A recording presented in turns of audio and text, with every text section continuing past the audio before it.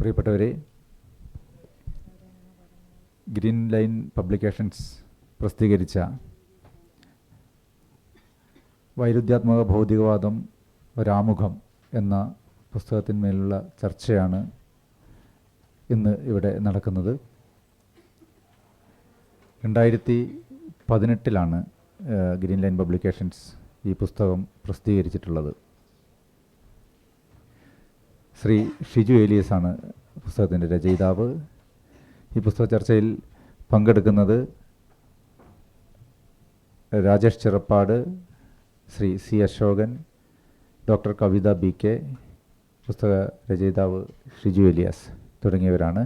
എല്ലാവരെയും ഞാൻ ഈ വേദിയിലേക്ക് സ്വാഗതം ചെയ്യുകയാണ്.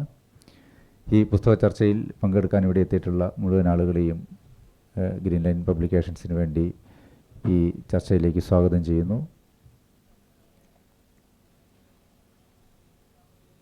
വൈരുദ്ധ്യാത്മക ഭൗതികവാദം വളരെ ഗഹനമായ ഒരു വിഷയമാണ്. സ്വാഭാവികമായും നമ്മൾ ഇന്നത്തെ കാലത്ത് വേണ്ടത്ര ചർച്ചയ്ക്കെടുക്കാത്ത ഒരു വിഷയം എന്നുകൂടി കണ്ടുകൊണ്ടാണ് ഗ്രീൻ ലൈൻ പബ്ലിക്കേഷൻ ഈ പുസ്തകം ചർച്ചയ്ക്കായി KLIBF-ൽ സമർപ്പിച്ചത്. ഏതൊരു വിഷയവും സാമൂഹികമായിട്ടുള്ള മാറ്റത്തിനും അതിനനുസരിച്ച് ആളുകളെ അതിലേക്ക് പ്രേരിപ്പിക്കുന്ന തരത്തിലുള്ള ചിന്തകൾക്കും വഴിവെക്കുന്നതായാൽ മാത്രമേ പുസ്തകങ്ങൾ അതിൻ്റെ യഥാർത്ഥ ലക്ഷ്യം കൈവരിക്കുകയുള്ളൂ എന്നുള്ള തിരിച്ചറിവ് കൂടി ഈ ചർച്ചയ്ക്ക് പിന്നിൽ ഞങ്ങളെ പ്രേരിപ്പിച്ചിട്ടുണ്ട്.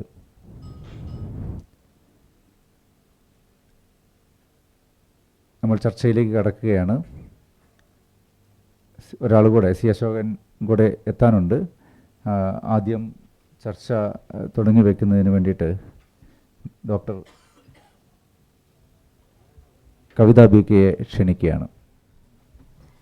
വൈരുദ്ധ്യാത്മക ഭൗതികവാദം ആമുഖം എന്ന ടൈറ്റിലിൽ ശ്രീ ഷിജു ഏലിയാസ് രചിച്ചിരിക്കുന്ന ഈ പുസ്തകത്തിന് ഇന്നത്തെ സമൂഹത്തിൽ വളരെയധികം പ്രസക്തിയുണ്ട്. കാരണം വിമർശനങ്ങളെ നേരിട്ടുകൊണ്ടിരിക്കുന്ന ഒരു രാഷ്ട്രീയ ദർശനം എന്ന നിലയിൽ ഇന്ന് വളരെയധികം ചർച്ച ചെയ്യപ്പെടേണ്ടുന്ന ഒരു ദർശനം തന്നെയാണ് വൈരുദ്ധ്യാത്മക ഭൗതികവാദം. 11 അധ്യായങ്ങളിലായി വളരെ വ്യക്തമായി തന്നെയാണ് അദ്ദേഹം ഈ പുസ്തകം എഴുതിയിരിക്കുന്നത്.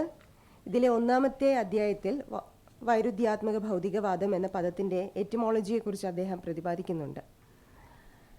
അപ്പോൾ ഡയലക്റ്റിക്സ് എന്നതിനെ വളരെ സിമ്പിളായിട്ട് നമുക്ക് സംവാദാത്മകം എന്ന് ട്രാൻസ്ലേറ്റ് ചെയ്യാവുന്നതാണ്. അപ്പോൾ മാർക്സും എംഗൽസും ഒരിക്കലും ഡയലക്റ്റിക്കൽ മെറ്റീരിയലിസം അഥവാ വൈരുദ്ധ്യാത്മക ഭൗതികവാദം എന്ന നാമകരണം ഉപയോഗിച്ചിട്ടില്ല.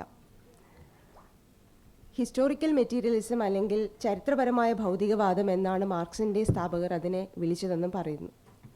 യഥാർത്ഥ ആശയത്തോട് കൂടുതൽ അടുത്ത് നിൽക്കുന്ന വൈരുദ്ധ്യാത്മകവും ചരിത്രപരവുമായ ഭൗതികവാദം എന്ന പ്രയോഗം മാർക്സിനും എംഗൽസിനും ശേഷം തൊഴിലാളി വർഗ രാഷ്ട്രീയ സിദ്ധാന്തത്തിൽ സാർവത്രികമായി തീർന്നു എന്നേ പറയാനുള്ളൂ.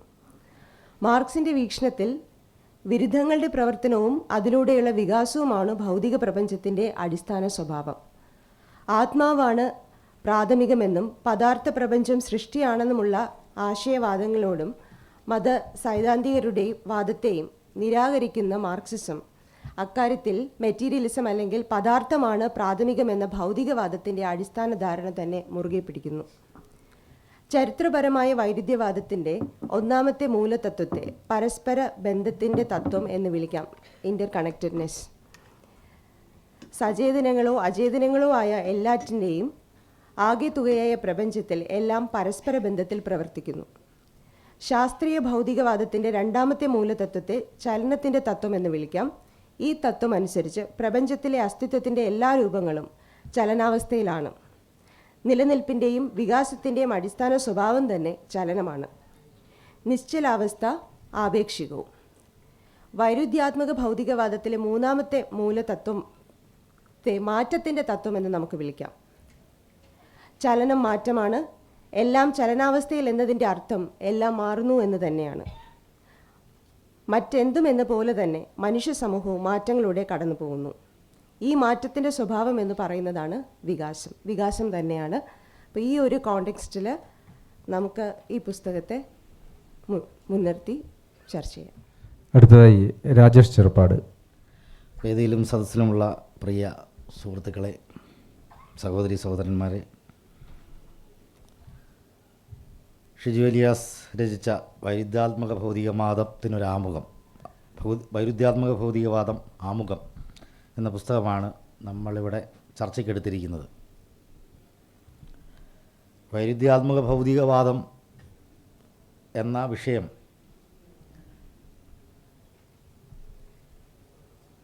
ഈ നിമിഷം വരെ ലോകത്താകമാനം ചർച്ച ചെയ്യപ്പെട്ടുകൊണ്ടിരിക്കുന്ന ഒരു വിഷയമാണ്. ഇതൊരു അക്കാഡമിക് വിഷയം, ഡയലക്റ്റിക്കൽ മെറ്റീരിയലിസം എന്ന് പറയുന്ന ഒരു അക്കാഡമിക് വിഷയം എന്നതിനപ്പുറത്തേക്ക് തൊഴിലാളി വർഗ രാഷ്ട്രീയത്തിൻ്റെ, ശാസ്ത്രീയ സോഷ്യലിസത്തിൻ്റെ ഏറ്റവും കൃത്യമായ നിർവചനങ്ങൾ എന്നുള്ള നിലയിൽ മാർക്സും എംഗൽസും കണ്ടുപിടിച്ചതല്ല, നിർവചിച്ച പ്രകൃതിയെക്കുറിച്ചും മനുഷ്യനെക്കുറിച്ചും അവരുടെ സാമൂഹ്യ ജീവിതത്തെക്കുറിച്ചുമുള്ള മാർക്സിൻ്റെയും എംഗൽസിൻ്റെയും വിശകലനങ്ങളും വിശദീകരണങ്ങളുമാണ് യഥാർത്ഥത്തിൽ വൈരുദ്ധ്യാത്മക ഭൗതികവാദം. ഹെഗലിൻ്റെ വൈരുദ്ധ്യവാദം എന്ന അതിനെക്കുറിച്ച് പറയുന്നത് തലതിരിഞ്ഞു കിടന്ന വൈരുദ്ധ്യവാദത്തെ തലകീഴായി നിർത്തുകയാണ് മാർക്സും എംഗൽസും ചെയ്തതെന്ന് പറയപ്പെടുന്നുണ്ട്. എന്ന് പറഞ്ഞു കഴിഞ്ഞാൽ വൈരുദ്ധ്യാധിഷ്ഠിത ഭൗതികവാദം എന്ന് പറയുന്നത് ഒരു ശാസ്ത്രീയമായി പ്രപഞ്ചത്തിൽ നിലനിൽക്കുന്ന ശാസ്ത്രീയമായ ഒരു പ്രതിഭാസമാണ് എന്നുള്ള ഒരു കാഴ്ചപ്പാട് അതിൻ്റെ പിന്നിലുണ്ട്. ഇപ്പം വർഗസമരം, ക്ലാസ് വാർ എന്ന് പറയുന്ന ഒരു സംഗതി, അത് മാർക്സും എംഗൽസും ഉള്ളത് കൊണ്ടുണ്ടായത് ഒന്നല്ല. മാർക്സും എംഗൽസും അതിനെ കണ്ടെത്തുകയും അതിനെ വിശകലനം ചെയ്യുകയും വർഗാതീതമായ ഒരു സമൂഹത്തിലേക്കുള്ള ഒരു ജനതയുടെ സമത്വത്തിലേക്കും ചൂഷണരഹിതമായ ഒരു സമത്വത്തിലേക്കും ചൂഷണരഹിതമായ ഒരു സാമൂഹിക ക്രമത്തിലേക്കും എങ്ങനെ ഒരു ജനതയെ പരിവർത്തിപ്പിക്കാം എന്നുള്ളതിനെ സംബന്ധിച്ചുള്ള അദ്ദേഹത്തിൻ്റെ കാഴ്ചപ്പാടുകളും ആലോചനകളും പ്രയോഗ പദ്ധതികളുമാണ്. യഥാർത്ഥത്തിൽ വർഗസമരം എന്നുള്ളത് സമൂഹത്തിൽ നിലനിന്നിരുന്ന ഒന്നാണ്, ഇന്ന് നിലനിന്നുകൊണ്ടിരിക്കുന്ന ഒന്നാണ്. അത് മാർക്സ് പ്രത്യേകിച്ച് കണ്ടുപിടിച്ചത് എന്ന് പറയാൻ കഴിയില്ല. എന്ന് പറഞ്ഞ പോലെ വൈരുദ്ധ്യാത്മകത എന്ന് പറയുന്നത്, പ്രകൃതിയിലെ വൈരുദ്ധ്യാത്മകത എന്ന് പറയുന്നത്, അല്ലെങ്കിൽ നമ്മുടെ സാമൂഹ്യ ജീവിതത്തിൻ്റെ, മനുഷ്യജീവിതത്തിൻ്റെ, പ്രപഞ്ചത്തിൻ്റെ എല്ലാ മണ്ഡലങ്ങളിലുമുള്ള ഡയലക്റ്റിക്സ് എന്ന് പറയുന്നത് അതൊരു സത്യമാണ്. അത് പ്രാപഞ്ചികമായൊരു സത്യമാണ്. അത് അങ്ങനെയാണ് പ്രപഞ്ചം നിലനിൽക്കുന്നത്. പരസ്പരം ഇപ്പോൾ ഒരു ഏറ്റവും പ്രാഥമികമായ തന്മാത്രകൾ തന്നെ നോക്കിക്കഴിഞ്ഞാൽ അറിയാം, പരസ്പരം സംഘർഷപ്പെട്ടുകൊണ്ടാണ് ഇലക്ട്രോണും പ്രോട്ടോണും ഇങ്ങനെയുള്ള, എനിക്ക് ഈ രസതന്ത്രം അറിയില്ല, രസതന്ത്രം അറിയാവുന്നവർക്ക് അത് നന്നായിട്ട് അറിയാൻ പറ്റും. പരസ്പരം സംഘർഷപ്പെട്ടുകൊണ്ടാണ് ഒരു ചെറിയ കണിക പോലും നിലനിൽക്കുന്നത്. അപ്പോൾ നിരന്തരമായ സംഘർഷങ്ങൾ, നിരന്തരമായ വൈരുദ്ധ്യങ്ങൾ, നിരന്തരമായ പോരാട്ടങ്ങൾ ഒരു ചെറു അണുവിൽ പോലും നടക്കുന്നു എന്നുള്ളതാണ്. അപ്പം ഇത് പ്രാപഞ്ചികമായ ഒരു യാഥാർത്ഥ്യം എന്നുള്ള നിലയിലാണ് ഇതിനെ നമ്മൾ കാണേണ്ടത്. പിന്നെ ഇതിൻ്റേതൊരു പക്ഷേ ഇത് കൂടുതലായി നമ്മൾ ഒരു സോഷ്യോ പൊളിറ്റിക്സ്, സാമൂഹ്യ രാഷ്ട്രീയ സാംസ്കാരിക പരിസരത്ത് നിന്നുകൊണ്ടാണ് വൈരുദ്ധ്യാധിഷ്ഠിത ഭൗതികവാദത്തെ നമ്മൾ വിലയിരുത്തുന്നത്. അത് നിലനിൽക്കുന്ന ആധുനിക മനുഷ്യൻ്റെ ഉത്ഭവത്തിന് ശേഷം ഒരു ആധുനിക സമൂഹമായി വികസിച്ചതിന് ശേഷം ഉണ്ടായിട്ടുള്ള മനുഷ്യൻ്റെ മുഴുവൻ സംവാദങ്ങളിലും ഉയർന്നു വരികയും മാർക്സും എംഗൽസും ഹെഗലിനെ തുടർന്ന് മാർക്സും എംഗൽസും ഒക്കെ ശരിയായ രീതിയിൽ കണ്ടെത്തിയിട്ടുള്ള ഒരു ദർശന പദ്ധതിയാണ്. ഇതിനെ സംബന്ധിച്ചുള്ള നിരവധി സംവാദങ്ങൾ ഇന്നും ലോകത്തിൽ നടന്നുകൊണ്ടിരിക്കുകയാണ്. അപ്പോൾ മലയാള ഭാഷയിൽ വൈരുദ്ധ്യാത്മക ഭൗതികവാദത്തിൻ്റെ ആമുഖമായി ഷിജു എലിയാസ് ഈ പുസ്തകത്തിൽ അതിൻ്റെ രാമുഖം എന്നുള്ള നിലയിലാണ് അദ്ദേഹം ഈ പുസ്തകം രചിച്ചിട്ടുള്ളത്. ഇപ്പം ജീവിച്ചിരിക്കുന്ന പുതിയ മാർക്സിസ്റ്റുകൾ, പുതിയ ആധുനികാനന്തര മാർക്സിസ്റ്റ് ചിന്തകരിൽ മലയാളത്തിൽ ഷിജു എലിയാസിന് കൃത്യമായൊരു ഇടമുണ്ട്. അദ്ദേഹം ക്ലാസിക്കൽ മാർക്സിസത്തെ സംബന്ധിച്ചുള്ള ഒരു വലിയൊരു പഠിതാവാണ് അദ്ദേഹം. അതുകൊണ്ട് തന്നെ ആധുനികാനന്തര മാർക്സിസത്തെ മനസ്സിലാക്കാനും അതിൻ്റെ പുതിയ പ്രയോഗ പദ്ധതികൾ, അതിൻ്റെ സൈദ്ധാന്തികമായ അന്വേഷണങ്ങളിലേക്ക് എത്തിച്ചേരാനുള്ള അദ്ദേഹത്തിന് എളുപ്പം കഴിയും. മാത്രമല്ല അദ്ദേഹം അദ്ദേഹം എഴുതിയ പുസ്തകങ്ങളിലൊക്കെ തന്നെ നമുക്ക് ഇതിനൊരു ആധുനികാനന്തര ലോകക്രമത്തിലും സാമൂഹിക ക്രമത്തിലും മാർക്സിസം എന്ന് പറയുന്ന ചിന്താപദ്ധതി, തത്വചിന്താ പദ്ധതി, അല്ലെങ്കിൽ അതിൻ്റെ ധനതത്വശാസ്ത്രം, അതിൻ്റെ പ്രയോഗ മാതൃക, ഇത്തരത്തിലുള്ള പല ആശയാവലികളെയും എങ്ങനെയാണ് പുതിയ കാലഘട്ടത്തിൽ, ആധുനികാനന്തര കാലഘട്ടത്തിൽ എങ്ങനെ മനസ്സിലാക്കണം എന്നുള്ളതിന് ഏറ്റവും അടിസ്ഥാനപരമായി അതിൻ്റെ ക്ലാസിക്കൽ ആയിട്ടുള്ള അതിൻ്റെ കാഴ്ചപ്പാടുകൾ എന്താണെന്നുള്ളത് മനസ്സിലാക്കണം. പക്ഷേ നമ്മുടെ മലയാളത്തിലെ ദൈക്ഷണിക ലോകമൊന്നും ഈ തരത്തിൽ ക്ലാസിക്കലായ മാർക്സിസത്തെ തന്നെ വേണ്ട രീതിയിൽ പഠിച്ചിട്ടുണ്ടോ എന്ന് സംശയമുണ്ട്. ഇപ്പം ഞാൻ ഉൾപ്പെടെയുള്ള ആളുകളെ സ്വയം വിമർശനപരമായിട്ടാണ് ഞാൻ പറയുന്നത്. അപ്പം ഇതിനെ അതിൻ്റേതായ ഒരു ഒരു ഒരു ഒരു ജൈവപരമായി അല്ലെങ്കിൽ അതിൻ്റേതായ സ്പിരിറ്റിൽ ഉൾക്കൊണ്ടുകൊണ്ട് പഠിച്ച എത്ര മാർക്സിസ്റ്റുകൾ ഉണ്ട് ഇന്ന് എന്ന് ചോദിച്ചു കഴിഞ്ഞാൽ അത് വളരെ വിരളമാണെന്ന് പറയേണ്ടി വരും.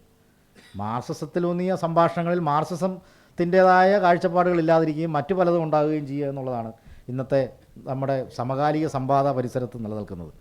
അതുകൊണ്ട് തന്നെ ഇത്തരം പുസ്തകങ്ങൾ വളരെ കാലം ആവശ്യപ്പെടുന്നൊരു പുസ്തകമാണ്. ഇതൊരു അക്കാഡമിക് പർപ്പസ് അല്ലെങ്കിൽ ഉപയോഗത്തിന് മാത്രം ഉള്ളതല്ല. സാമാന്യ ജനങ്ങൾക്കും രാഷ്ട്രീയ പ്രവർത്തകർക്കും പഠിതാക്കൾക്കും അധ്യാപകർക്കുമൊക്കെ പ്രയോജനപ്പെടുന്ന രീതിയിൽ വളരെ ലളിതമായാണ് അദ്ദേഹം, ഈ ലളിതമെന്ന വാക്ക് വലിയ അപകടകരമായൊരു വാക്കാണ് എങ്കിലും പറയുകയാണ്, ലളിതമായ രീതിയിൽ എന്ന് പറഞ്ഞു കഴിഞ്ഞാൽ നമുക്ക് നമ്മുടെ ഭാഷാ സങ്കല്പനത്തിനും നമ്മുടെ സാമൂഹ്യ സാംസ്കാരിക ജ്ഞാനിമങ്ങൾക്കും അകത്ത് നിൽക്കുന്ന രീതിയിൽ ലളിതമായ രീതിയിലാണ് അദ്ദേഹം ഈ പുസ്തകം തയ്യാറാക്കിയിരിക്കുന്നത് എന്നുള്ളതാണ്. വലിയ ജാറുകണകളില്ലാതെ എന്നാൽ വലിയ സാങ്കേതിക പദങ്ങൾ ഒഴിവാക്കിക്കൊണ്ട് അദ്ദേഹം ഈ പുസ്തകം വലിയ പല ഉദാഹരണങ്ങളിലൂടെ മാർക്സിൻ്റെയും എംഗൽസിൻ്റെയും വ്യത്യസ്തമായിട്ടുള്ള പ്രകൃതിയുടെ വൈരുദ്ധ്യാത്മകത, എംഗൽസിൻ്റെ പ്രകൃതിയുടെ വൈരുദ്ധ്യാത്മകത മുതൽ ഉള്ള വിവിധ പുസ്തകങ്ങളെ അടിസ്ഥാനപ്പെടുത്തി ആണ് വൈരുദ്ധ്യാത്മക ഭൗതികവാദം എന്നത് എന്താണെന്ന് മനസ്സിലാക്കുവാൻ ഉള്ളൊരു പ്രവേശികയായിട്ടാണ് ഈ പുസ്തകത്തെ ഞാൻ മനസ്സിലാക്കുന്നത്. ഇത്തരത്തിലുള്ള പുസ്തകങ്ങൾ നമുക്ക് വളരെ അപൂർവമാണ്. കാരണം ഇത് എഴുതാനുള്ള ശേഷിയാണ് നമുക്ക്, ശേഷിയില്ലാത്ത ഒരു അക്കാഡമിക് സമൂഹം നമുക്കുണ്ട്. ഇത് മനസ്സിലാക്കാൻ എന്നുള്ളതല്ല, ഇത് മനസ്സിലാക്കി അത് ആ രീതിയിൽ അത് ആവശ്യപ്പെടുന്ന രീതിയിൽ മനസ്സിലാക്കി ജനങ്ങളിലേക്ക് എത്തിക്കുന്നതിനുള്ള ശേഷിയില്ലായ്മ നമ്മുടെ മലയാള ദൈക്ഷണിക ലോകത്തുണ്ടെന്നുള്ള കാര്യത്തിൽ സംശയമില്ല. അവിടെയാണ് ഇത്തരത്തിലുള്ള പുസ്തകങ്ങൾ, അദ്ദേഹം ഈ പുസ്തകം മാത്രമല്ല മാർക്സിസവുമായി ബന്ധപ്പെട്ടിട്ടുള്ള നിരവധി പുസ്തകങ്ങൾ രചിച്ച ഒരു വ്യക്തിത്വമാണ്. ഇത്രയും ചെറിയ സമയത്തിനുള്ളിൽ മാർക്സിസമാണ് അദ്ദേഹത്തിൻ്റെ ഏറ്റവും പ്രധാനപ്പെട്ട പഠന വിഷയം. അതുകൊണ്ട് തന്നെ ഈ പുസ്തകവും അതിനൊരു വലിയ, അദ്ദേഹത്തിൻ്റെ പുസ്തകങ്ങളിലെ ഒരു വളരെ പ്രധാനപ്പെട്ട പുസ്തകം എന്നുള്ള നിലയിലാണ് ഞാൻ ഈ പുസ്തകത്തെ കാണുന്നത്. കൂടുതൽ ചർച്ചകൾ വരട്ടെ. വളരെ രാവിലെ ആയതുകൊണ്ട് തന്നെ ആളുകൾ, കേൾവിക്കാർ വളരെ കുറവാണെങ്കിലും ഈ പുസ്തകം മുന്നോട്ട് വയ്ക്കുന്ന പ്രസക്തി ഇല്ലാതാകുന്നില്ല എന്ന് മാത്രം പറഞ്ഞതുകൊണ്ട് ഞാൻ അവസാനിപ്പിക്കുന്നു. അടുത്തതായി ഗ്രന്ഥകർത്താവ് കൂടിയായിട്ടുള്ള ഷിജു ഏലിയാസ്. എല്ലാവർക്കും നമസ്കാരം. മാർക്സിസത്തെ ആഴത്തിൽ സമീപിക്കുന്ന ഒന്നായിട്ടല്ല ഈ കൃതി രചിച്ചിട്ടുള്ളതെന്ന് ഞാൻ ആമുഖമായി പറയാൻ ആഗ്രഹിക്കുന്നു. എന്താണ് വൈരുദ്ധ്യാത്മക ഭൗതികവാദം എന്നുള്ളതിനെ സംബന്ധിച്ച് പ്രാഥമികമായ കാര്യങ്ങൾ മനസ്സിലാക്കാൻ സഹായിക്കുന്ന പുസ്തകങ്ങൾ ഉണ്ടോ എന്ന് പല യുവ സുഹൃത്തുക്കളും സൗഹൃദ സംഭാഷണ വേളകളിൽ എന്നോട് ചോദിക്കുകയുണ്ടായിട്ടുണ്ട്. അത്തരത്തിൽ മാർക്സിസം എന്ന ദർശനത്തെ, അതിൻ്റെ വളരെ പ്രധാനപ്പെട്ട ഒരു നെടും തൂണെന്ന് പറയാവുന്ന വൈരുദ്ധ്യാത്മക ഭൗതികവാദം എന്ന ഒരു സമീപനത്തെ പ്രാഥമികമായി മനസ്സിലാക്കാൻ ആഗ്രഹിക്കുന്ന ആളുകൾക്ക് അതിനെക്കുറിച്ചൊരു അടിസ്ഥാനപരമായ ചിത്രം നൽകുക എന്നുള്ളത് മാത്രമാണ് ഈ പുസ്തകത്തിൻ്റെ രചന കൊണ്ട് ഞാൻ ഉദ്ദേശിച്ചിട്ടുള്ളത്. വളരെ സങ്കീർണമായ രീതിയിൽ ഒരുപാട് വളഞ്ഞു പുളഞ്ഞ വാദഗതികളെല്ലാം ഉപയോഗിച്ച് കേൾക്കുന്ന ആളുകൾ പെട്ടെന്ന് പോകുന്ന ജാർഗണെല്ലാം, പെട്ടെന്ന് ഓടിപ്പോകുന്ന തരത്തിലുള്ള ജാർഗണെല്ലാം ഉപയോഗിച്ച് ഈ ഒരു വിഷയം പല വേദികളിലും ചർച്ച ചെയ്യപ്പെട്ട് കാണാറുണ്ട്. അതുകൊണ്ട് തന്നെ ഇത് സാധാരണക്കാരായ വായനക്കാർക്ക് അല്ലെങ്കിൽ ഒരു തുടക്കക്കാരന് സമീപിക്കാൻ പറ്റാത്തൊരു വിഷയമാണ് എന്നുള്ളൊരു ധാരണ പൊതുവെ നിലനിൽക്കുന്നുണ്ട്. ആ ഒരു ധാരണ തിരുത്തുക എന്നുള്ളൊരു ഉദ്ദേശം ഈ ഗ്രന്ഥരചനയ്ക്ക് പിന്നിൽ എനിക്കുണ്ടായിരുന്നു. അത് എത്രത്തോളം സാധിച്ചിട്ടുണ്ട് എന്ന് എനിക്ക് സ്വയം വിലയിരുത്തി പറയുക സാധ്യമല്ല. ഇവിടെ എനിക്ക് മുമ്പ് സംസാരിച്ച പ്രിയപ്പെട്ട സുഹൃത്ത് രാജേഷ് ചെറുപ്പാട് പറഞ്ഞതുപോലെ ലളിതമായി പറയുക എന്ന് പറഞ്ഞാൽ അതിലൊരു വലിയ അപകടമുണ്ട്. ലളിതമായി പറയാൻ ശ്രമിക്കുന്നവരെല്ലാം ആശയങ്ങളെ ലളിതവൽക്കരിക്കുക എന്നുള്ളതാണ് സാധാരണയായി ചെയ്ത് കാണാറുള്ളത്. ഒരാശയത്തെ അതിൻ്റേതായ ഒരു സത്തയിൽ, അതിൻ്റേതായ ഒരു ഗൗരവത്തിൽ കാണാതെ അതിൻ്റെ ഒരു ദാർശനികമായ ഉള്ളടക്കം ചോർത്തിക്കളഞ്ഞുകൊണ്ട് ലളിതമായ ചില ഫോർമുലകൾ വെച്ചതിനെ അവതരിപ്പിക്കുക എന്നുള്ള രീതിയാണ് ലളിതമാക്കുക എന്നുള്ള പേരിൽ പലരും ചെയ്തു വരുന്നത് എന്നെനിക്ക് തോന്നുന്നു. അതുകൊണ്ട് തന്നെ ഇതിൻ്റെ ആശയങ്ങൾ പ്രാഥമികമായി മനസ്സിലാക്കാൻ സഹായിക്കുന്ന രീതിയിൽ എഴുതുമ്പോൾ തന്നെ ഇതിൻ്റെ ഗൗരവം ചോർന്നു പോകാതെ അതിൻ്റെ ശരിയായ സത്ത വായനക്കാർക്ക് കിട്ടുന്ന രീതിയിൽ വേണം എന്നുള്ളൊരു ചിന്ത എനിക്കുണ്ടായിരുന്നു. അത് ഇത്തരം ചർച്ചകളിലൂടെയാണ് എത്രത്തോളം നടന്നിട്ടുണ്ട് എന്ന് വിലയിരുത്തേണ്ടത്. നമ്മുടെ പ്രധാനപ്പെട്ട പ്രഭാഷണം നടത്തേണ്ടിയിരുന്ന നമ്മുടെ പ്രിയ സുഹൃത്ത് ശ്രീ അശോകൻ എത്തിയിട്ടുണ്ട്. അദ്ദേഹം സംസാരിച്ചതിന് ശേഷം ഞാൻ തുടരാം. ശ്രീ സി അശോകൻ. പ്രിയ സുഹൃത്തുക്കളെ, ഷിജു എലിയാസിൻ്റെ വൈരുദ്ധ്യാത്മക ഭൗതികവാദം ആമുഖം മാർസിയൻ ഡയലക്റ്റിക്സിനെ കുറിച്ചുള്ള ഇംഗ്ലീഷിലും മലയാളത്തിലുമായി ഇറങ്ങിയിട്ടുള്ള വിവിധ പുസ്തകങ്ങളുടെ ഒരു തുടർച്ചയാണ്. മലയാളത്തിൽ MP പരമേശ്വരൻ മുതലിങ്ങോട്ട് ഷിജു എലിയാസ് വരെയുള്ള പണ്ഡിതന്മാരും ചിന്തകന്മാരും ഒക്കെ മാർസിയൻ വൈരുദ്ധ്യാധിഷ്ഠിത ഭൗതികവാദം അത് എന്താണ്, അതിൻ്റെ നിയമങ്ങൾ എന്താണ്, വൈരുദ്ധ്യാധിഷ്ഠിത നിയമങ്ങളിൽ അധിഷ്ഠിതമായി ഒരു ചിന്താരീതി, വിചിന്തന രീതി പടുത്തുയർത്താൻ കഴിയുമോ, അല്ലെങ്കിൽ ഒരു വിചിന്തന രീതി പ്രയോഗത്തിൽ വരുത്താൻ കഴിയുമോ എന്ന ഒരു അന്വേഷണത്തിൻ്റെ ഭാഗമായിട്ടാണ് ഈ പുസ്തകം ഞാൻ നിങ്ങളുടെ മുന്നിൽ അവതരിപ്പിക്കുന്നത്. പുസ്തക പരിചയമല്ല, പകരം ഷിജു മുന്നോട്ട് വയ്ക്കുന്ന കാഴ്ചപ്പാടുകൾ അതൊരു സവിശേഷമായ ഒരു വിചിന്തന രീതിയെ പിൻപറ്റുന്നതാണ്. ഇപ്പോൾ സാധാരണഗതിയിൽ നമ്മൾ പാശ്ചാത്യമായ ഫോർമൽ ലോജിക് അഥവാ രൂപപരമായ യുക്തി എന്ന് പറയാവുന്ന പാശ്ചാത്യ വിചിന്തന രീതിയുടെ ഒരു സവിശേഷത എന്ന് പറയുന്നത് അത് ഇൻഡക്ഷൻ എന്നും ഡിഡക്ഷൻ എന്നും പറയുന്ന ആഗമനാത്മകവും നിഗമനാത്മകവുമായ യുക്തിചിന്തയാണ് പാശ്ചാത്യ യുക്തിവാദം പിൻപറ്റുന്നത്. അപ്പോൾ ഇത് പാശ്ചാത്യ ശാസ്ത്രത്തിൻ്റെയൊക്കെ വളർച്ച, അതോടൊപ്പം തന്നെ ഇന്ത്യയിലെ നൈയായികന്മാരും ബുദ്ധമത ചിന്തകന്മാരുമൊക്കെ ഈ യുക്തി എന്ന് പറഞ്ഞാൽ ലോജിക് എന്ന് പറയുന്ന അതിന് നമ്മൾ മലയാളത്തിൽ സാധാരണഗതിയിൽ തർക്കശാസ്ത്രം എന്നൊക്കെയാണ് വിവർത്തനം ചെയ്യാറുള്ളത്. പക്ഷേ അതിൻ്റെ ശരിക്കും അതൊരു വിചിന്തന ശാസ്ത്രമാണ്. എങ്ങനെയാണ് ചിന്തിക്കേണ്ടത്, ചിന്തയുടെ നിയമങ്ങൾ എന്തായിരിക്കണം, ചിന്തയുടെ രീതി എന്തായിരിക്കണം എന്നതിനെ സംബന്ധിച്ചാണ് ഈ ലോജിക്ക് കൈകാര്യം ചെയ്യുന്നത്. ആ അർത്ഥത്തിൽ മാർക്സിസത്തിൻ്റെ വൈരുദ്ധ്യാധിഷ്ഠിത ഭൗതികവാദം എന്ന മാർക്സ് ഒരുപക്ഷെ ഈ വിഷയത്തെക്കുറിച്ചുള്ള ഒരു എന്തൊക്കെയാണ് വൈരുദ്ധ്യാധിഷ്ഠിത ഭൗതികവാദം, അതിൻ്റെ നിർവചനം എന്താണ്, അതിൻ്റെ നിയമങ്ങൾ എന്ന് സ്പഷ്ടമായി പ്രഖ്യാപിക്കുകയോ പറയുകയോ നിർവചിക്കുകയോ ചെയ്യുന്നൊരു പുസ്തകം എഴുതിയിട്ടില്ലെങ്കിലും അദ്ദേഹത്തിൻ്റെ മുഴുവൻ പുസ്തകങ്ങളിലൂടെ കടന്നു പോകുന്ന ആർക്കും ഒടുവിൽ നമ്മളെത്തുന്ന മൂലധനത്തിന് ശേഷം ഇപ്പോൾ ഈ അടുത്ത കാലത്ത് പ്രസിദ്ധീകരിക്കപ്പെട്ട അദ്ദേഹത്തിൻ്റെ ഏറ്റവും ജീവിത അവസാന കാലത്ത് അദ്ദേഹം നടത്തിയ നരവംശാസ്ത്ര പഠന കുറിപ്പുകളുടെ പ്രസാധനം വരെയുള്ള അത്തരം കൃതികളിലൂടെ കടന്നു പോകുമ്പോൾ മാർക്സ് പിൻപറ്റുന്ന വിചിന്തന രീതി എന്താണ് എന്ന് നമുക്ക് വ്യക്തമാവും. അതാണ് ശരിക്കും ഈ വൈരുദ്ധ്യാത്മക ഭൗതികവാദം ആമുഖം എന്ന ഗ്രന്ഥത്തിൽ ഷിജു സംസാരിക്കുന്നത് അല്ലെങ്കിൽ എഴുതുന്നത്. അപ്പോൾ ഷിജു നേരത്തെ ഞാൻ മുൻപ് കേട്ടത് ഇത് ലളിതമായി പറയാൻ കഴിയുന്ന ഒരു കാര്യമാണോ എന്ന് ചോദിച്ചാൽ അത്ര ലളിതമല്ല. അതിൻ്റെ കാരണം ഒരുപക്ഷെ ഫോർമൽ ലോജിക്കിനെ സംബന്ധിച്ചിടത്തോളം ഈ പാശ്ചാത്യ വിചിന്തന രീതിയെ പിൻപറ്റിക്കൊണ്ട് അതിൻ്റെ ഒരു പ്രധാനപ്പെട്ടൊരു ക്രൈറ്റീരിയൻ മാനദണ്ഡമെന്ന് പറയുന്നത് നമ്മൾ ഈ രാവ് പകല്, ആണ് പെണ്ണ്, പാശ്ചാത്യം പൗരസ്ത്യം തുടങ്ങിയിട്ടുള്ള ഈ ബൈനറി ഓപ്പോസിറ്റുകളെന്ന് പറയുന്ന വിരുദ്ധ ദ്വന്ദ്ങ്ങളെ അധിഷ്ഠാനമാക്കിയിട്ടുള്ള അല്ലെങ്കിൽ അടിസ്ഥാനമാക്കിയിട്ടുള്ള ഒരു ചിന്താരീതിയാണ് അത് മുന്നോട്ട് വയ്ക്കുന്നത്. അപ്പോൾ ഈ ചിന്താരീതിക്ക് അതിൻ്റെതായ പരിമിതികളുണ്ട്.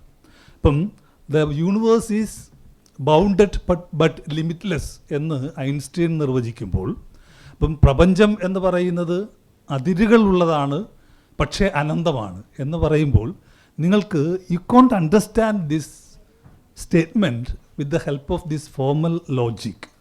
നിങ്ങൾക്ക് ഇത്തരം ഒരു പ്രസ്താവനയെ ഡൈജസ്റ്റ് ചെയ്യണമെങ്കിൽ, അത് മനസ്സിലാക്കണമെങ്കിൽ, നിങ്ങളുടെ ഔപചാരികമായ പാശ്ചാത്യ തത്വശാസ്ത്രം വികസിപ്പിച്ചെടുത്ത ഔപചാരിക യുക്തിയുടെ അടിസ്ഥാനത്തിൽ നിങ്ങൾക്കത് ഗ്രഹിക്കാൻ കഴിയില്ല. കാരണം ഇതിൽ പ്രത്യക്ഷമായ ആ പ്രസ്താവനയിൽ തന്നെ ഒരു വൈരുദ്ധ്യമുണ്ട്. Universe is bounded but limitless. അപ്പം പ്രപഞ്ചത്തിന് അതിരുകളുണ്ട് പക്ഷേ അനന്തമാണ്. അനന്തമെന്ന് പറഞ്ഞാൽ തന്നെ അതിരില്ലാത്തതെന്നാണ്. അപ്പോൾ ഇതെങ്ങനെയാണ് നമുക്ക് ഗ്രഹിക്കാൻ കഴിയുക? ഇവിടെയാണ് ഞാൻ നേരത്തെ സൂചിപ്പിച്ചതുപോലെ ഈ ഡയലക്റ്റിക്കൽ ലോജിക്കിൻ്റെ കടന്നു വരും.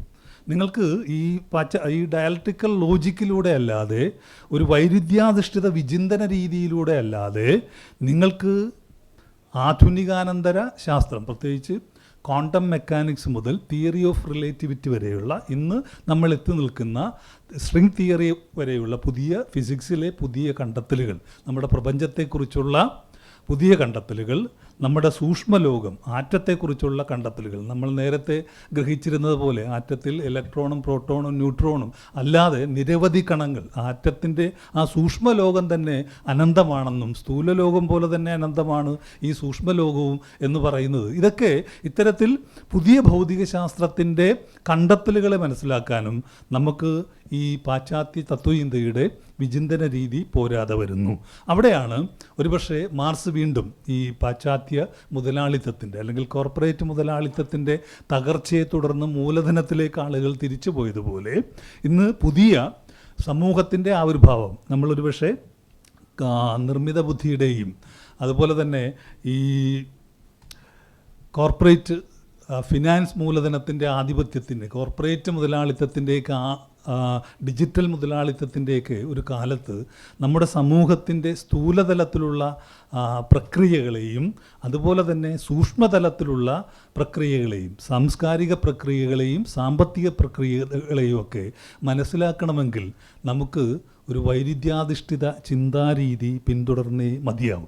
അവിടെയാണ് ഷിജു എലിയാസിൻ്റെ പുസ്തകത്തിൻ്റെ പ്രസക്തി എന്ന് പറയുന്നത്. ഞാൻ നേരത്തെ സൂചിപ്പിച്ചതുപോലെ എം പി പരമേശ്വരൻ അടക്കമുള്ള ആളുകൾ വൈരുദ്ധ്യാധിഷ്ഠിത ഭൗതികവാദത്തെക്കുറിച്ച്, അതിൻ്റെ നിയമങ്ങളെക്കുറിച്ചും അതിൻ്റെ വിശദീകരണങ്ങൾ അടക്കം കൃതികൾ രചിച്ചിട്ടുണ്ടെങ്കിലും ഈ കൃതിയുടെ ഒരു സവിശേഷത ഈ പുതിയ സമകാലികമായ ലോകത്തെ ആവിർഭവിച്ചിട്ടുള്ള ചിന്താ പദ്ധതികളെ കൂടി പരിചയമുള്ള ഒരു വ്യക്തി എന്ന നിലയിൽ, പുതിയ കാലത്തിൻ്റെ ചിന്തകളുമായി സംവദിക്കുന്ന ഒരു വ്യക്തി എന്ന നിലയിൽ കൂടിയാണ് ഷിജു എലിയാസ് കുറച്ചുകൂടി കോണ്ടംപററിയായി സമകാലികമായി ഈ ഡയലക്റ്റിക്കൽ മെറ്റീരിയലിസത്തെ, വൈരുദ്ധ്യാത്മക ഭൗതികവാദത്തെ വ്യാഖ്യാനിക്കാൻ ശ്രമിക്കുന്നത്.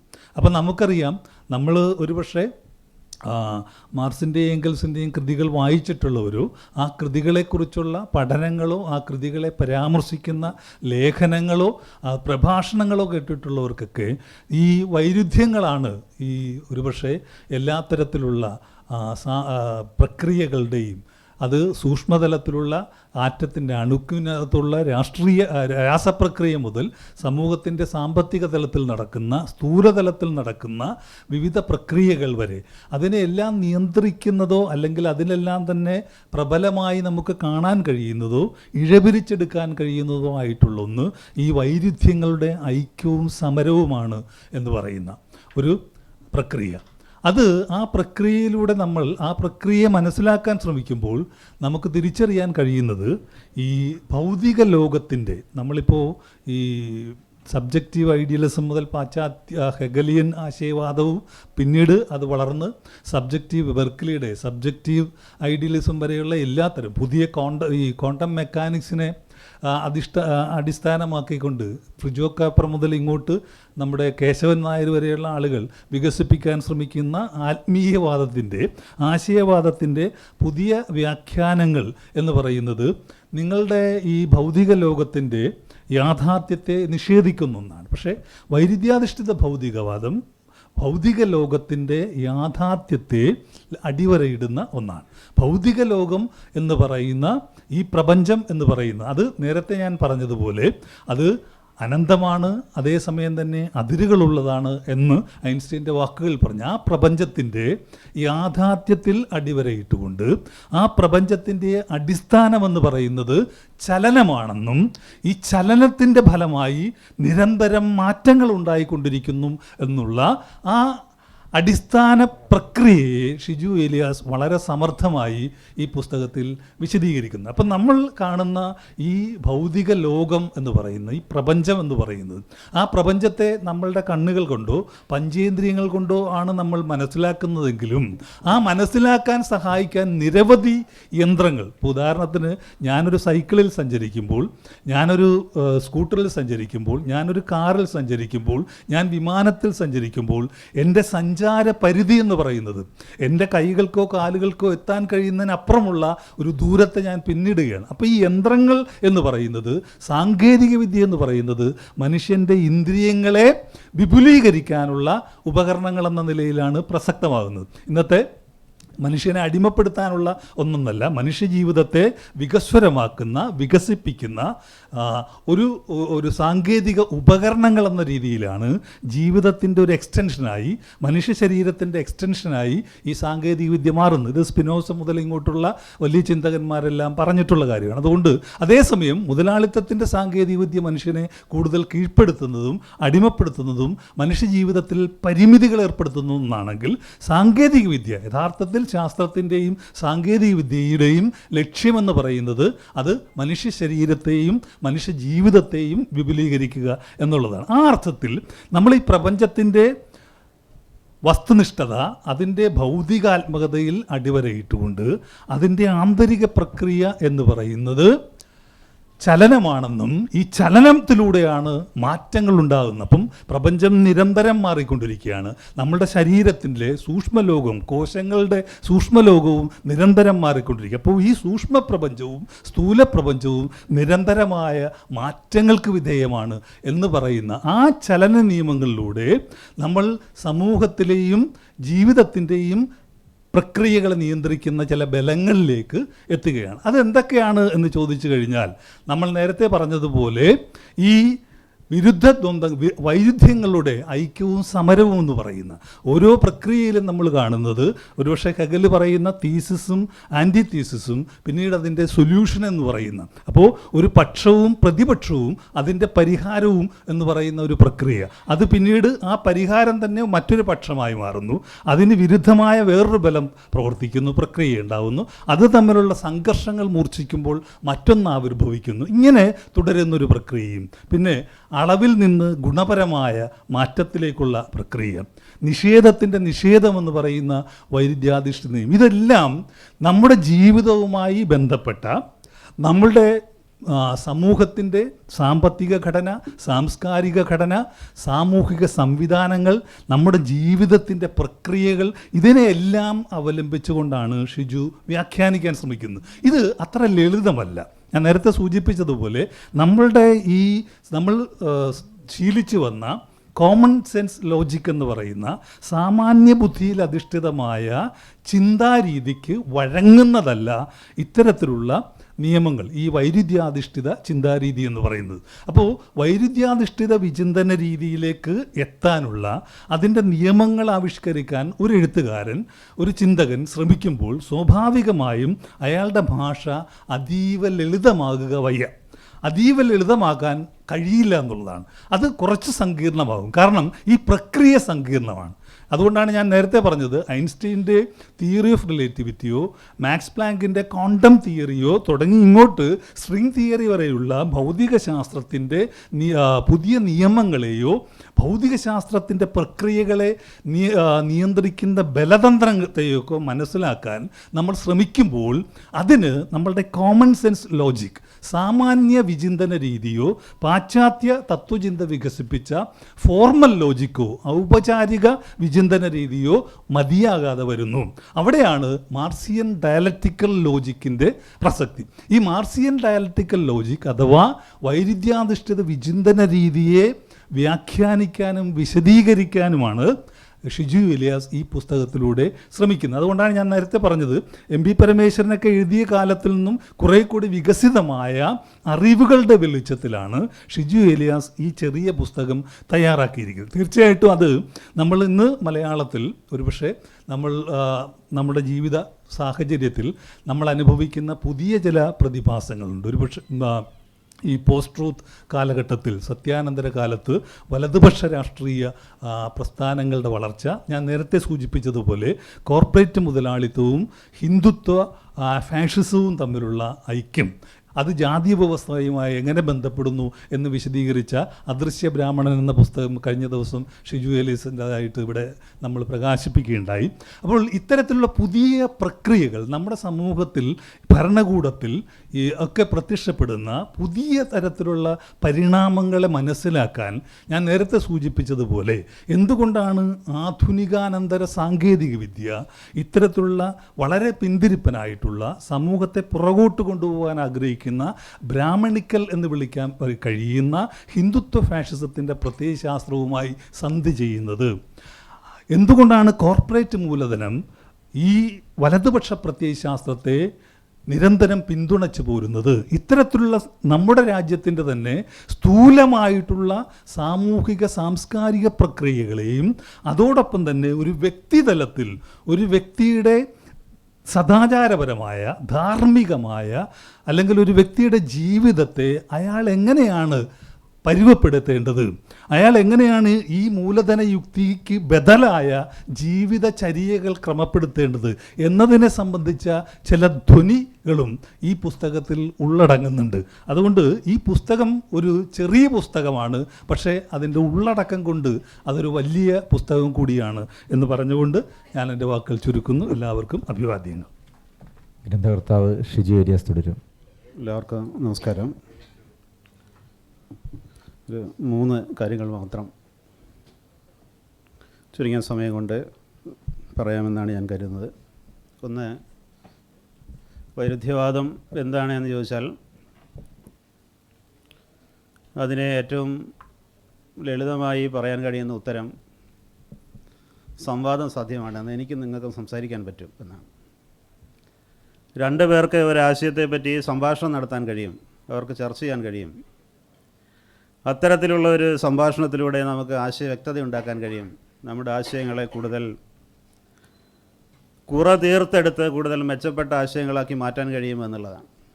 അതുതന്നെയാണ് ഇതിൻ്റെ ഒന്നാമത്തെ വൈരുദ്ധ്യവാദത്തിൻ്റെ ഏറ്റവും അടിസ്ഥാനപരമായ തത്വം. ഈ അടുത്ത കാലത്ത് നമ്മുടെ വലതുപക്ഷ യുക്തിവാദത്തിൻ്റെ ദൈവമായി ഇപ്പോൾ മാറിക്കഴിഞ്ഞിട്ടുള്ളയാൾ അദ്ദേഹത്തിൻ്റെ സാമൂഹ്യ മാധ്യമ കുറിപ്പുകളിൽ വൈരുദ്ധ്യാത്മക ഭൗതികവാദം ശരിയാണെന്ന് തെളിയിക്കാൻ ചങ്കൂറ്റമുള്ള ആരെങ്കിലും ഉണ്ടോ എന്ന് ചോദിച്ചിങ്ങനെ വിളിച്ചു പോയി നടന്നത് എനിക്ക് ഓർമ്മയുണ്ട്. അപ്പോൾ ഇത് പറയുമ്പോൾ തന്നെ 2 പേർ തമ്മിൽ സംസാരിക്കുക എന്നുള്ളതാണ് ഡയലക്റ്റിക്സ് എന്ന് പറയുന്നതിൻ്റെ അർത്ഥം. അദ്ദേഹത്തിന് 6, 7, 8, 10 MA ഉണ്ടെന്ന് തോന്നുന്നു. എന്നിട്ട് ഈ കാര്യം പോലും മനസ്സിലായിട്ടില്ല. അദ്ദേഹം ആ ചോദ്യത്തിലൂടെ തന്നെ സ്വയം നിഷേധിക്കുകയാണ്. 2 പേർക്ക് സംസാരിക്കാൻ സാധിക്കും, ആ സംസാരത്തിലൂടെ ആശയങ്ങൾ സ്ഫുടീകരിക്കാൻ സാധിക്കും, ആ രീതിയിൽ കൂടുതൽ മെച്ചപ്പെട്ട ഒരു ആശയപരമായ തലത്തിലേക്ക് എത്താൻ പറ്റും എന്നുള്ളതാണ് അതിൻ്റെ ഒരു അടിസ്ഥാന തത്വം. അതുകൊണ്ട് എന്താണ് വൈരുദ്ധ്യവാദമെന്ന് ചോദിച്ചാൽ സങ്കീർണമായ ജാർഗണുകൾ മാറ്റിവെച്ച് എനിക്കും നിങ്ങൾക്കും സംസാരിക്കാൻ കഴിയും എന്നുള്ളതാണ് വൈരുദ്ധ്യവാദത്തിൻ്റെ അടിസ്ഥാന തത്വം എന്ന് പറഞ്ഞു കൊടുക്കാൻ ഇത് പഠിച്ച ആളുകൾ ശീലിക്കണം എന്നുള്ളതാണ് ഒന്നാമത് ഞാൻ പറയാൻ ഉദ്ദേശിക്കുന്നത്. രണ്ടാമത്തെ ഒരു കാര്യം, യാഥാർത്ഥ്യത്തിൻ്റെ ഒരു വൈരുദ്ധ്യാത്മക തലമുണ്ട്. അത് പറയുന്ന സമയത്താണ് സങ്കീർണമാണ് എന്ന് തോന്നുന്നത്. അത് 2500 വർഷം മുമ്പ് തന്നെ വളരെ കൃത്യമായി ഇത് പറയപ്പെട്ടിട്ടുണ്ട്. അത് എപ്പോഴും ഇത്തരം ചർച്ചകളിൽ പറയുന്ന ഒരു കാര്യം ഹെരാക്ലിറ്റസ് പറഞ്ഞതാണ്, കടലിലെ ജലം ശുദ്ധമാണ് മലിനവുമാണ്. അവിടെ പോയി ഇവിടെ പ്രിയപ്പെട്ട സുഹൃത്ത് സി അശോകൻ പറഞ്ഞതുപോലെ ഈ വെസ്റ്റേൺ ഫോർമൽ ലോജിക്ക് അവിടെ പൊളിഞ്ഞു. കാരണം ഒരു വസ്തുവിന് അല്ലെങ്കിൽ ഒരു യാഥാർത്ഥ്യത്തിന് അതായിരുന്നുകൊണ്ട് മറ്റൊന്നാകാൻ പറ്റില്ല എന്നാണ്.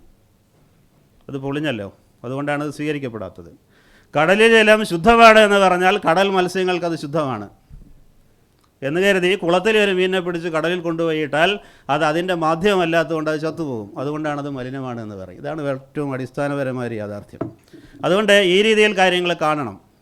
ഏതൊരു കാര്യവും സംസാരിക്കുമ്പോൾ പറയുന്നയാളുണ്ട്, കേൾക്കുന്ന ആളുണ്ട്, പറയപ്പെട്ട വാക്കുണ്ട്. ഇത് 3 കൂടി ചേരുമ്പോൾ മാത്രമേ റിയാലിറ്റി പൂർണ്ണമാകുന്നുള്ളൂ. അതാണ് വൈരുദ്ധ്യവാദത്തിൻ്റെ ഏറ്റവും അടിസ്ഥാനപരമായ ഒരു കാര്യം. ഏത് രീതിയിൽ വേണമെങ്കിലും ഈ ഹെറാക്ലൈറ്റസിൻ്റെ വാക്കിനെ നമുക്ക് ഏത് രീതിയിൽ വേണമെങ്കിലും പുതിയ കാലത്ത് എടുക്കാം. വേണമെങ്കിൽ ഇങ്ങനെ പറയാം, ഒരു ഡോക്ടർക്ക് ഒരു രോഗിയെ 2 വട്ടം പരിശോധിക്കാനാവില്ല എന്ന് നമുക്ക് പറയാം. അത് ആലങ്കാരികമാണ് എന്ന് മനസ്സിലാക്കിയാൽ മാത്രമേ പറയുന്നതിൻ്റെ അർത്ഥം പിടികിട്ടൂ. കാരണം ഇന്ന് പരിശോധിച്ച ആളായിരിക്കില്ല 1 മാസം കഴിഞ്ഞ് വരുമ്പോൾ അയാളുടെ ശരീരത്തിൻ്റെ രസതന്ത്രം പൂർണ്ണമായിട്ടും മാറിയിട്ടുണ്ടാകും. അതുകൊണ്ട് ഇന്ന് കുറിച്ച് കൊടുത്ത മരുന്ന് തന്നെ എന്നും കൊടുക്കാമെന്ന് വിചാരിച്ച അയാൾ പരാജയപ്പെടും. ഈ രീതിയിൽ വളരെ അടിസ്ഥാനപരമായി സ്വാഭാവിക യാഥാർത്ഥ്യത്തെ, പ്രകൃതിയുടെ യാഥാർത്ഥ്യത്തെ അതേപടി മനസ്സിലാക്കുകയും മുൻവിധികളില്ലാതെ അതിനെ ഉൾക്കൊണ്ട് പ്രവർത്തിക്കുകയും ചെയ്യുക എന്നുള്ളതാണ് വൈരുദ്ധ്യാത്മക ഭൗതികവാദത്തിൻ്റെ ഒരു അടിസ്ഥാന തത്വം. ഇത് വൈരുദ്ധ്യാത്മക ഭൗതികവാദത്തിൻ്റെ തത്വമല്ല, ഞാൻ ഈ പറഞ്ഞത് രണ്ടും വാസ്തവത്തിൽ വൈരുദ്ധ്യവാദത്തിൻ്റെ തത്വമാണ്. ഇതിൽ മാർക്സിസം വരുന്നേയില്ല. ഇതെവിടെയാണ് മാർക്സിസമായി മാറുന്നത് അല്ലെങ്കിൽ വൈരുദ്ധ്യാത്മക ഭൗതികവാദമായി മാറുന്നത് എന്ന് ചോദിച്ചാൽ ഈ എല്ലാ ആശയരൂപങ്ങൾക്കും ഭൗതിക അടിത്തറയുണ്ട് എന്ന് പറയുന്നിടത്താണ്. ചിന്ത വൈരുദ്ധ്യാത്മകമാണ് എന്ന് മാർക്സ് പറയുമ്പോൾ അത് ചിന്തയിൽ നിന്ന് പറയുന്നതല്ല, പ്രകൃതിയിലെ ബന്ധങ്ങൾ ഞാൻ ഈ പറഞ്ഞ രീതിയിൽ വൈരുദ്ധ്യാത്മകമാണ് എന്നതിൻ്റെ അടിസ്ഥാനത്തിൽ ആണ് പ്രകൃതിയുടെ പ്രതിഫലനം എന്ന നിലയിൽ വരുന്ന ചിന്തയിലും ഈ വൈരുദ്ധ്യാത്മകത പ്രതിഫലിക്കാതെ തരമില്ല എന്ന് അദ്ദേഹം പറയുന്നത്. നമുക്ക് സ്വതന്ത്ര ചിന്ത അസാധ്യമാണെന്ന് ഞാൻ എപ്പോഴും പറയാറുണ്ട്. പ്രകൃതിയുടെ യാഥാർത്ഥ്യത്തിൽ നിന്ന്, നമ്മുടെ സാമൂഹിക യാഥാർത്ഥ്യത്തിൽ നിന്ന് വേറിട്ടുകൊണ്ട് സ്വന്തം ധിഷണ ഉപയോഗിച്ച് അല്ലെങ്കിൽ ഇരുന്ന് ധ്യാനിച്ചുകൊണ്ട് എന്തെങ്കിലും കണ്ടെത്താമെന്ന് നമ്മൾ വിചാരിച്ചാൽ അതൊരിക്കലും നടക്കുന്ന കാര്യമല്ല. എല്ലാ ധ്യാനങ്ങളുടെയും അടിസ്ഥാനം ഈ ഭൗതികമായ യാഥാർത്ഥ്യം തന്നെയാണ് എന്നുള്ളത് നമുക്ക് തീർച്ചയായിട്ടും മനസ്സിലാകും. അതുകൊണ്ട് പ്രകൃതിയുടെ പ്രതിഫലനം എന്ന നിലയിൽ ആശയത്തെ മനസ്സിലാക്കുക എന്നുള്ളൊരു തത്വം കൂടി ചേർത്ത് പഠിക്കുമ്പോഴാണ് ഞാൻ ഈ പറഞ്ഞ ഹെഗലിൻ്റെ വൈരുദ്ധ്യാത്മക ചിന്ത, വൈരുദ്ധ്യാത്മക ഭൗതികവാദം എന്ന് പറയുന്ന ഇന്നത്തെ ഏറ്റവും വികസിതമായ ഒരു സാമൂഹ്യ രാഷ്ട്രീയ സിദ്ധാന്തമായി അല്ലെങ്കിൽ പുതിയൊരു ലോജിക് ആയി മാറുന്നത് എന്നാണ്. ഇത് മനസ്സിലാക്കിയാൽ നമുക്ക് നമ്മുടെ ചിന്തയെ, പുതിയ കാലഘട്ടത്തിലെ ചിന്തകളെ, പുതിയ കാലഘട്ടത്തിലെ സാമൂഹ്യ പ്രവർത്തനത്തെ, പുതിയ കാലഘട്ടത്തിലെ രാഷ്ട്രീയ സംഘർഷാത്മകതയെല്ലാം നല്ല രീതിയിൽ ഉൾക്കൊള്ളാൻ കഴിയും. അതിനുവേണ്ടിയുള്ള ഒരു പ്രവേശിക എന്ന നിലയിൽ മാത്രമാണ് ഞാൻ തുടക്കത്തിൽ സൂചിപ്പിച്ചതുപോലെ ഗഹനമായി ഈ ആശയങ്ങൾ ചർച്ച ചെയ്യുന്ന പുസ്തകങ്ങൾ പലതും ഉണ്ടാകും. എന്നാൽ ഇതെന്താണ് എന്ന് അറിയാൻ ആഗ്രഹിക്കുന്നവർക്ക് ഇതിനെക്കുറിച്ചുള്ള പ്രാഥമികമായ വിവരങ്ങൾ കിട്ടാൻ സഹായിക്കുന്ന ഒരു പുസ്തകം എന്ന നിലയിൽ മാത്രമാണ് ഞാനിതിനെ കണ്ടിട്ടുള്ളത്. ഇനി ഇതിലെ ആശയങ്ങൾ തന്നെ കൂടുതൽ വിശദമായി മനസ്സിലാക്കാൻ കഴിയുന്ന ധാരാളം കൃതികൾ നമ്മുടെ മലയാളത്തിൽ തന്നെ ലഭ്യമാണ്. ഇവിടെ ബഹുമാനപ്പെട്ട പ്രിയ സുഹൃത്ത് ശ്രീ രാജേഷ് ചെറുപ്പാട് സൂചിപ്പിച്ചതുപോലെ ഞാൻ തന്നെ രചിച്ച മാർക്സിസം പ്രമേയങ്ങൾ പരികൽപ്പനകൾ എന്ന് പറയുന്ന സാമാന്യം വലിപ്പമുള്ള ഒരു ഗ്രന്ഥം, 1600-ലധികം പേജുള്ള ഒരു പുസ്തകം ഇന്ന് ബുക്ക് സ്റ്റാളുകളിൽ ലഭ്യമാണ്. നമുക്കിങ്ങനെയും പഠിക്കാം. ഈ അടിസ്ഥാനം പഠിച്ചിട്ട് അങ്ങോട്ട് പോകുന്നതാണ് തീർച്ചയായിട്ടും നല്ലത്. ഇത് പ്രാഥമികമായി വിഷയത്തെക്കുറിച്ച് മനസ്സിലാക്കണമെന്ന് ആഗ്രഹിക്കുന്ന ആളുകൾക്ക് ഒരു പ്രവേശിക എന്ന നിലയിൽ ഉപയോഗിക്കാൻ മാത്രമാണ് ഈ ഗ്രന്ഥം കൊണ്ട് ഞാൻ ഉദ്ദേശിച്ചിട്ടുള്ളത്. കൂടുതൽ കാര്യങ്ങൾ പറയുന്നില്ല. ഇനി ഒരു ഉപസംഹാരം കൂടിയുണ്ട് എന്നുള്ളതുകൊണ്ട് ഇത്രയും കാര്യങ്ങൾ മാത്രം ഇതുവരെ ഇവിടെ ഈ വേദിയിൽ ഉന്നയിക്കപ്പെട്ട ആശയങ്ങളോട് പ്രതികരിച്ചുകൊണ്ട് നിങ്ങൾക്ക് മുന്നിൽ അവതരിപ്പിച്ചുകൊണ്ട് ഞാൻ നിർത്തുന്നു. നന്ദി, നമസ്കാരം.